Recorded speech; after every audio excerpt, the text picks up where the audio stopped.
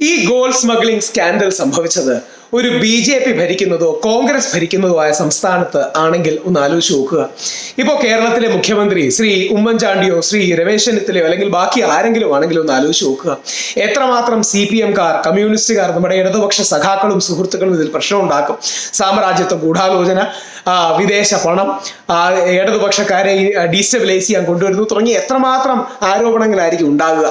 യഥാർത്ഥത്തിൽ കഴിഞ്ഞ തവണത്തെ സോളാർ സരിതയുടെ സ്കാൻഡലിനേക്കാൾ എത്രയോ വലുതാണ് ഈ gold സ്മഗ്ലിംഗിന്റെ Swapna Suresh Kim Lynch പിൻ ആയിട്ടുള്ള ഈ സ്കാൻഡൽ.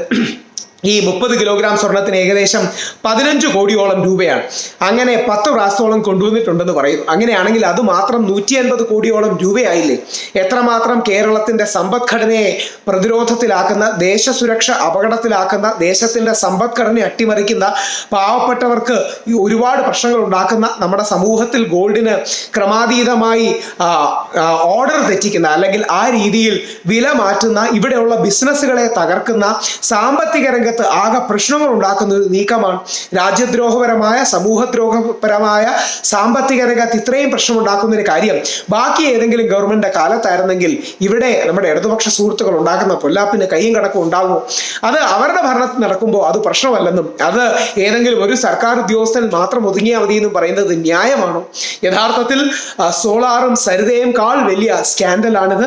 ഇതിന് കൃത്യമായ മറുപടികൾ ഉണ്ടാകണം. ഇതിൽ കൂടുതൽ അന്വേഷണം വേണം.